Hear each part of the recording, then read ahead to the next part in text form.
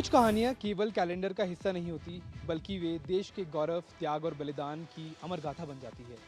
26 जुलाई भी ऐसी एक तारीख है जब देश अपने वीर सपूतों को याद करता है, जिन्होंने कारगिल की इन पहाड़ियों में अदम्य साहस का परिचय देते हुए तिरंगे की आन, बान और शान की सुरक्षा की। 26 जुलाई भारत के इतिहास का वो गौरवशाली दिन जब देश अपने वीर जवानों के शौर्य, साहस और सर्वोच्च बलिदान को नमन करता है। कारगिल विजय दिवस ऑपरेशन विजय की उस ऐतिहासिक सफलता की याद दिलाता है जब भारतीय सेना ने वर्ष 1999 में पाकिस्तानी घुसपैठियों को परास्त कर कारगिल की चोटियों पर फिर से तिरंगा लहरा दिया था। कारगिल विजय दिवस की 27वीं वर्षगांठ के ऐतिहासिक अवसर पर पूरा राष्ट्र उन अमर शहीदों को नमन कर रहा है जिन्होंने 1999 में बर्फीली और दुर्गम चोटियों पर दुश्मन के दांत खट्टे कर दिए थे। लद्दाख के द्रास में आयोजित मुख्य समारोह में रक्षा मंत्री राजनाथ सिंह ने युद्ध स्मारक पर पुष्प चक्र अर्पित किए। इस दौरान आसमान से हेलीकॉप्टर्स की एरोहेड संरचना ने पुष्प वर्षा कर शहीदों को अनूठा सम्मान दिया।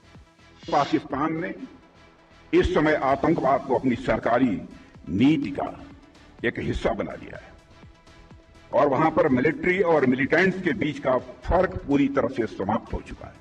इसलिए हमने ऑपरेशन सिंदूर के समय ही यह साफ कर दिया है कि भारत अब आतंकियों और उनका पोषण करने वाली सरकारों को अलग अलग करके नहीं देखेगा।